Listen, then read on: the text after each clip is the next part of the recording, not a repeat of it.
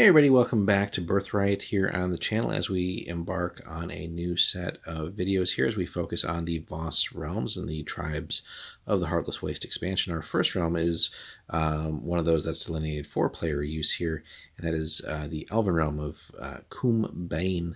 Another tough pronunciation on that. The alignment here is chaotic good. And then the description here is pinned between the Raven and the Lamia, so two nasty Anshe. The elven realm of Cwmb Bheinn cannot afford the luxury of isolation enjoyed by some of the other elven lands in Cerealia. The protection of the Ranadorite would go for naught without a determined ruler and some outside allies.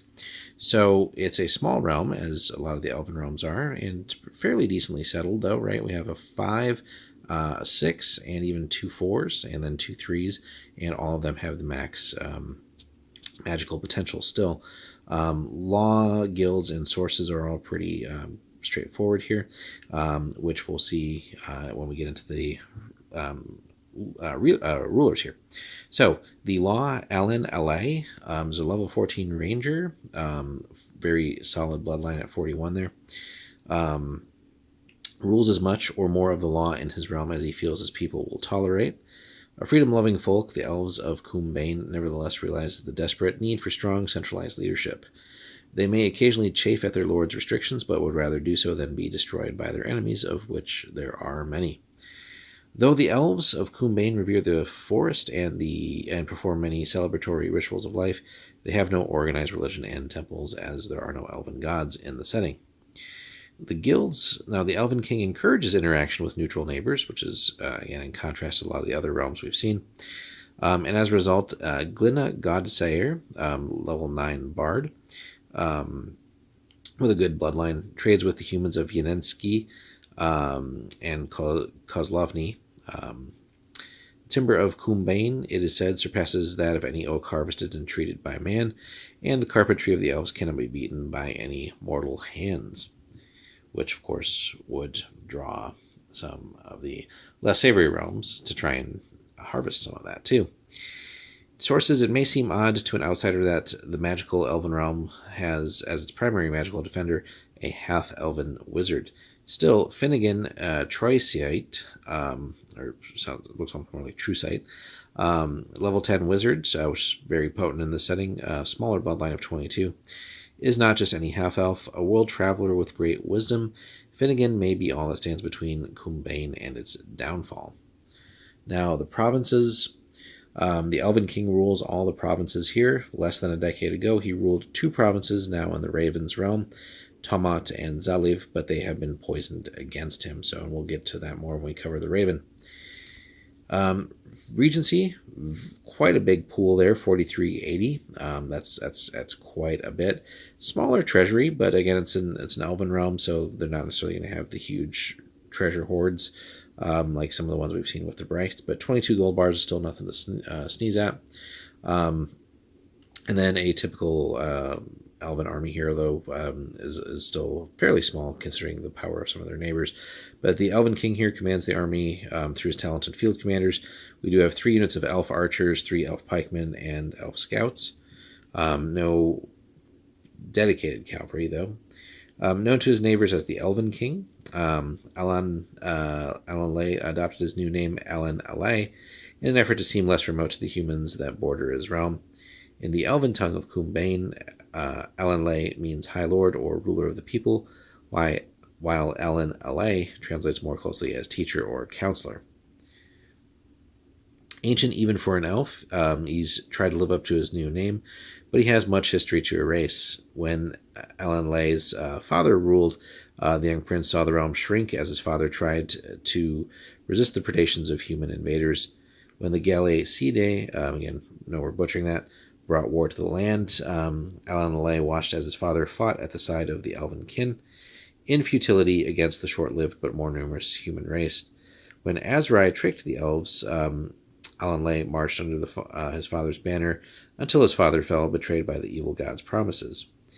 Alan Lay then became instrumental in turning a great number of elves against Azrai, and himself led an elven contingent to Mount Deismar, where that ancient evil was destroyed. So again, this goes back quite a bit of time in the timeline.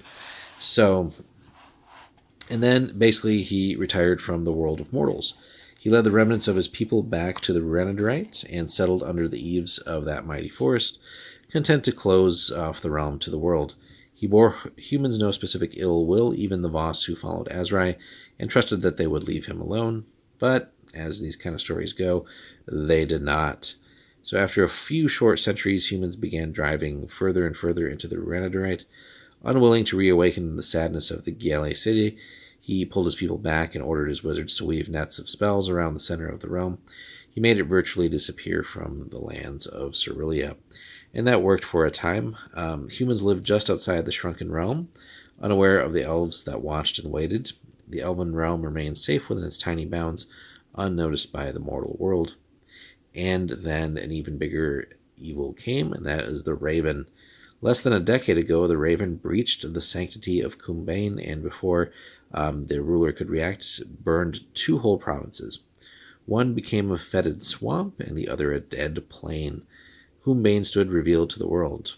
Another Anshe, the Lamia, noticed the elven realm then and swore to destroy it. The reason's unknown, but she has made several efforts to rid the world of one of the few remaining elven strongholds. So you have two very potent enemies nearby. Saddened by the end of Cwmb Bheïnn's guarded age, Alanlay has reacted by reaching out to his human neighbors, changing his name and his attitude has accomplished marvels so far, and he may be able to save his homeland yet. You do have the capable lieutenants here as well, but only one is of particular note. Now, they're all capable, but again, this one stands out. Bram Aelfront, level 7 fighter, came to Cwmb Bheinn just before the Raven's onslaught and warned the Elven King of the danger. Though Bram, as a human, went unheeded, much to Alan Alay's regret, he has held a place ever since among the nobility of the realm, which, again, if we contrast that with the elven realms we've seen so far, would just be absolutely unheard of. So to have a human welcomed in the realm, much less be in a position of note, is unheard of. So, other important NPCs. As old as the Elven King is, many would find it remarkable that he places so much trust and responsibility in the hands of young Glenna Godsayer. Scarcely 50 years old, her slight youthful appearance belies her keen intelligence and quick wit. When the Elven King needed someone to interact with the neighboring human realms, she proved an irresistible choice and an excellent one. Over her comparatively short life, she's traveled to the five corners of Cerelia. Her mother, an elf of Tuarheville, married an elf of Cwmb Bheinn nearly 500 years ago. A captain in charge of border patrols, Glenna's father died scouting deep inside Cal Calathor just after she was born. Her mother, mourning his loss, took her infant daughter back to Tuarheville. Some say traveling at such an early age bred the wanderlust into her. 20 years later, still a child in elven years, she left Tuarheville to explore Cerelia. She found her way to the hidden land of Cwmb Bheinn and amazed its king with stories of her experiences. Glenna, as much as anyone, awakened in the Elven King a desire to end his realm's isolation. She's got the gift of planting images and desires in minds of those who hear her songs and stories. She touched the Elven King's heart and made him see his lands. Now, she runs the Ranaderite woodworkers, cutting trees and milling wood for export to the outer lands. She and her guild members act as shepherds to their flocks of trees, however, only culling their flocks to improve the overall stock. Save for the Elven King, all the realm's important figures are newcomers. Finnegan is more newcomer than most. He replaced the old seer of Ranaderite decades ago, but he has something newer in him than the most newborn elf child of the realm, as he is half human. Finnegan's mother left Cwmb Bheinn a millennium ago after an argument with none other than the Elven King. The story says that the noble elf disagreed with the Elven King's isolationist policies and wanted to strike back at the humans before they burned the whole Ranaderite around them. Now, the Elven King resisted, and eventually the two friends parted. Alanlay remained to rule Cwmb Bheinn, and Finnegan's father left the realm, supposedly intent on beginning a war against the humans. None but Finnegan know his father's fate, but the fact that Finnegan is half-elven must mean something. When Finnegan speaks of his father, he speaks with sadness and love. He does not speak of his mother at all. Finnegan came to the realm 6 decades ago and took over for the Old Seer just recently. He has helped to dissuade both the Raven and the Lamia in their attacks against the Elven realm, but he recently lost several sources in Van Garrig in a magical battle with one of the Anshe. Rarely speaking with anyone but the Elven King, he wanders the realm, checking his sources and performing magics even other elves can't understand. One of the 5 remaining ancient forests of Cerelia, the description of the realm, the Birthright, is under siege. Humans live and work under its ancient trees, and whole stands have been cleared to make way for agriculture and civilization.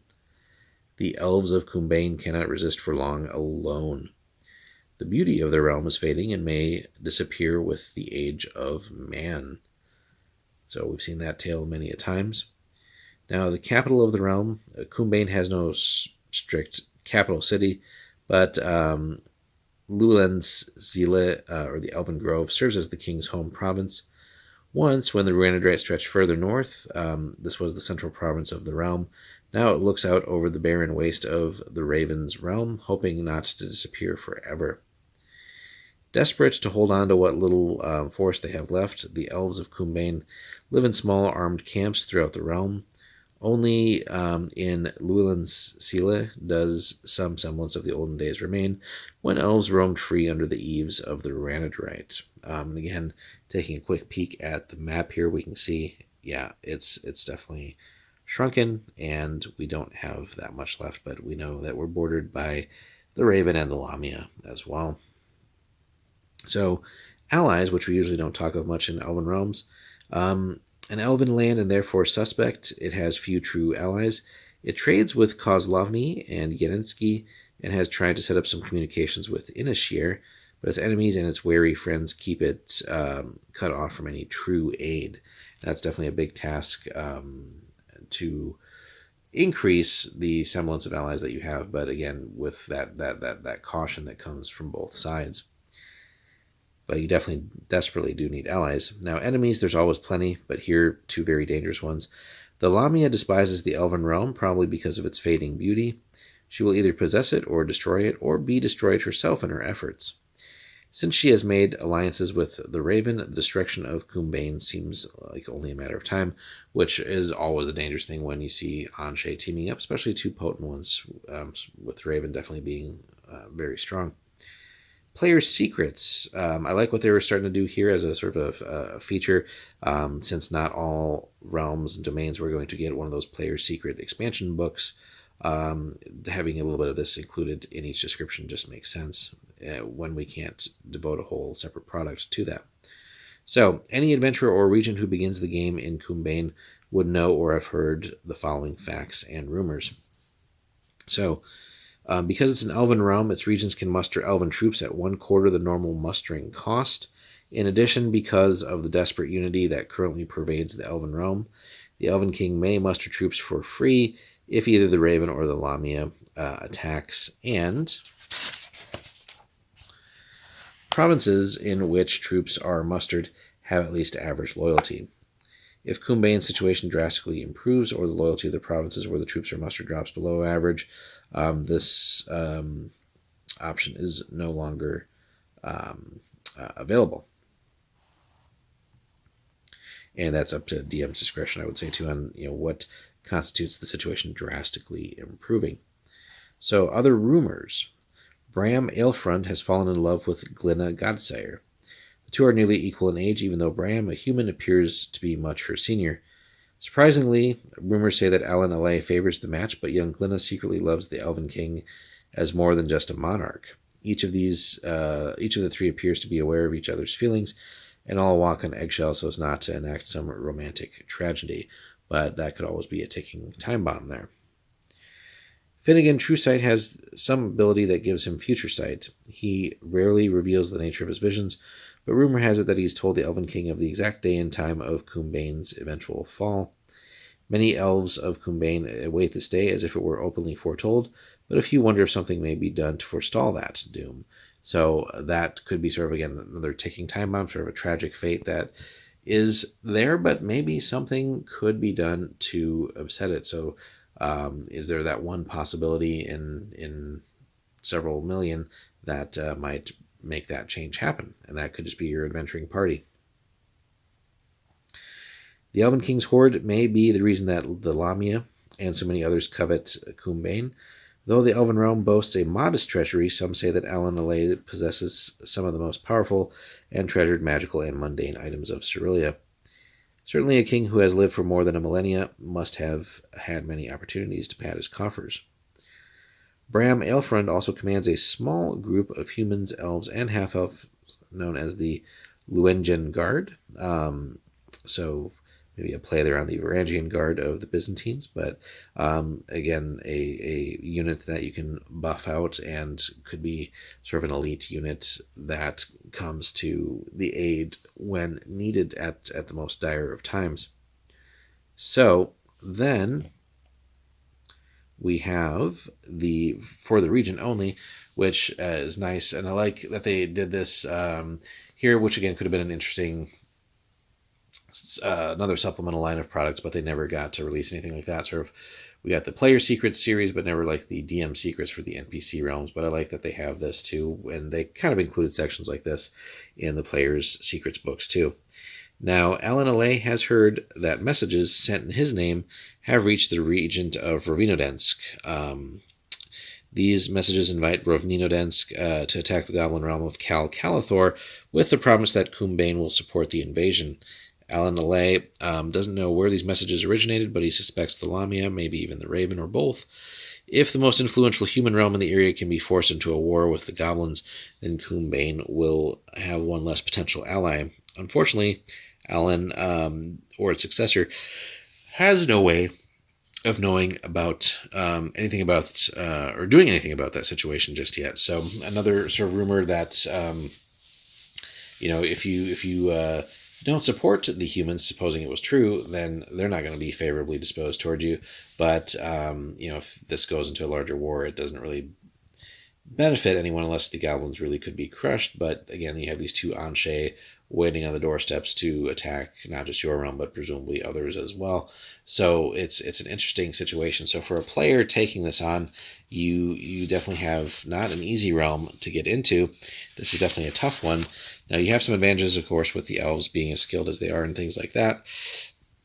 But again, you still have a rather smaller force here.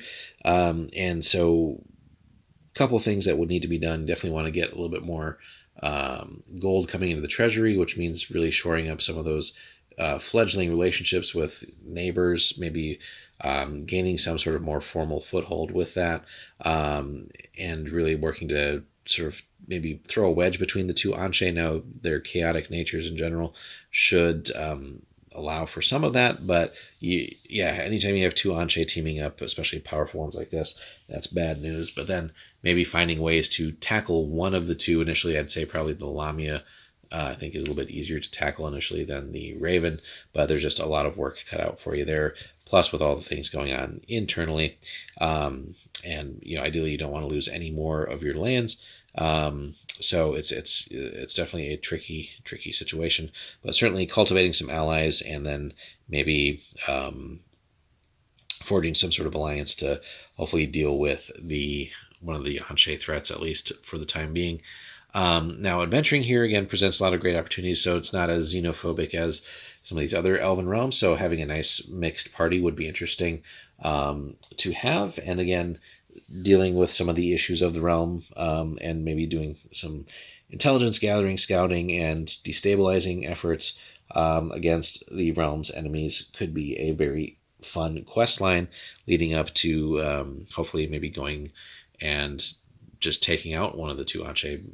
That would certainly add for some major fame, and maybe even allow some sort of healing to take place as far as maybe recapturing lost territory and somehow healing the land, maybe via the